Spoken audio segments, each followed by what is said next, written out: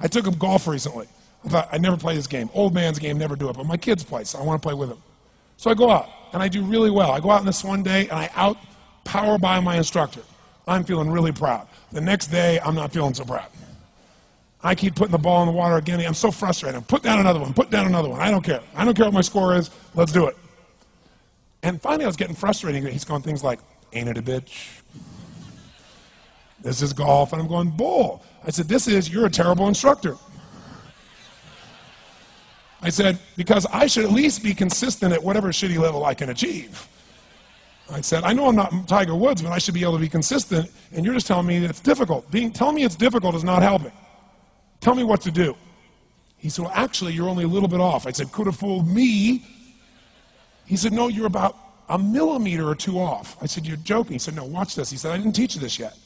He said, when you approach the ball like this, he said, if you change the angle that you're attacking this just 1 or 2 millimeters, in the very beginning, do you see how that changes the arc? This one, instead of being on the green, by 1 millimeter, now you're in the water. 1 millimeter over here, you're in the sand. And he said, and also you're hitting the ground by 1 millimeter sometimes. You're not stroking it, just 1 millimeter. I thought, what a great belief system that when all hell's breaking loose and nothing's working, that you're only 1 millimeter off. Because most people think it's impossible, so they give up. Isn't that true? And in real life, it's true. So 2 days later, I'm going to see one of my clients. I do a lot of coaching, and I have a man who's the top plastic surgeon in the world. He's going through some tough times in some aspects of his life. But this is a guy that gets paid by Sultan of Brunei $1 million to fly over and do 3 people's faces. He is the #1 plastic surgeon in the world. He can make anyone who's ugly look spectacularly beautiful. He showed me pictures of a woman who's 84 years old. He made her look 40 and gorgeous, no exaggeration.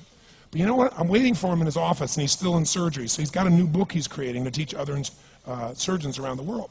And I'm going through it, and it's got pictures of, you know, the top 100 supposedly most beautiful women in the world's faces. And then men. I wasn't paying attention to that one. I just kept turning the pages, right? But I noticed something. He's got all these measurements. And he has mathematically calculated what it takes to make someone look gorgeous, man or woman. And it's a few millimeters. Interesting. For example, on a woman, the distance between the top part of your lip and your nose, this little distance, the measurement of that, if you're beautiful, gorgeous, is the same size as your eye. If it's 1 millimeter more, you have an average face. If it's 2 millimeters more, you are butt ugly. Okay. The difference between butt ugly and gorgeous is 2 millimeters. He's got about a dozen of these little 1 or 2 millimeter changes he makes, and it's a different person. It is unbelievable.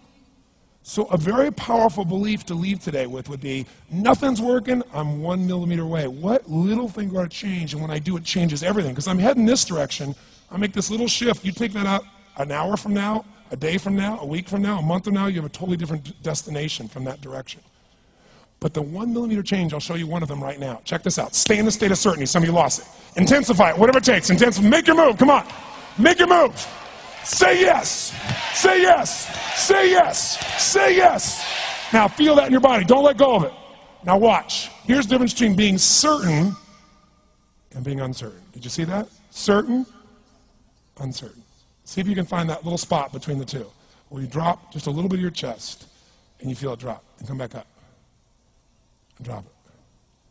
How many can feel that difference between where you really feel it, now intensify it, and where you dropped it? Is it a tiny difference, yes or no? Yes or no? Now, could you condition yourself to feel great in this state? Yes or no? So what I want you to do is give yourself that opportunity. So the way we're going to do is very simple. We're going to go in a peak state. And then we're going to train ourselves. Because guess what? If you're in this state of certainty, and all hell's breaking loose in your life, people can't figure out to go, move, I'll handle it. People go, he's so lucky, he's so confident. No. Here's what I've created for my life, and anyone I know succeeded. I'm a 17-year-old kid from Azusa, California, with no real education other than self-education, with no background, with parents that did their best, all of them, with no money, but I did one thing. I loved people, and I had an enormous demand I made upon myself, and I sculpted my mind and my emotions to get me to do whatever it would take to achieve and to contribute. But to do that, I did it by using my body and changing my focus. I did it by putting myself in a peak physiology and using what I call incantations. Can you train yourself to believe something, yes or no? Absolutely. How many of you ever made the fatal mistake of going to Disneyland or Disney World, and while you're there made the fatal mistake of going to a ride called It's a Small World After All? What happens for about a week after you're out of that damn place? You're still singing this thing in your head in 24 languages, right? Well, let me tell you something. How many of you have things when you want to go achieve them and this part of your voice goes, oh, it's not going to happen, or forget it? How many got a voice that sometimes interrupts that good pattern? Say I. And what you want to do is train a new one. So starting when I was 17, I started doing incantations, not affirmations.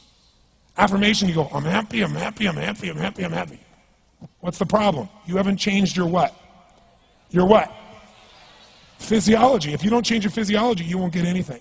So an incantation is not only you speak it, but you embody what you're saying with all the intensity you can. And you do it with enough repetitions that it sticks in your head. Like It's a Small World, now the conversation in your head is always the same and it gives you what you want. So you use your body and your voice. So 17 years ago, I started doing things. I was working for Jim Rohn, this speaker, and I was 17 years old. I had long hair, minestrone soup, acne on my face. And I was trying to call on Bear Stearns type of people and convince them why they should go to this man's seminar and be more successful.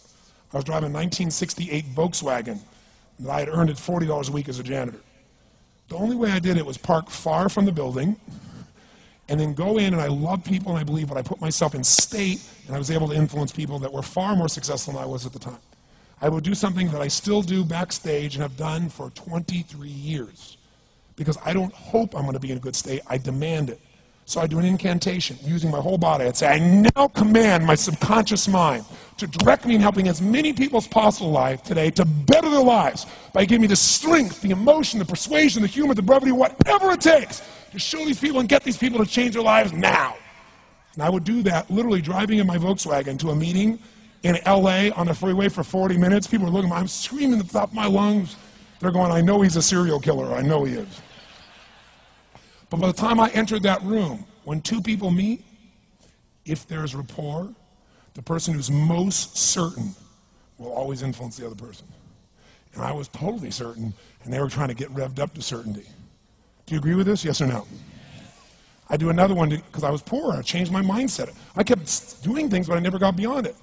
I'd say God's wealth is circulating in my life. His wealth flows to me in avalanches of abundance. All my needs, desires, and goals are met instantaneously by infinite intelligence, for I'm one with God and God is everything. And I would imagine the abundance of my life, and I would feel so grateful. And a year later, I went from making $38,000 a year to making $1 million a year in 1 year.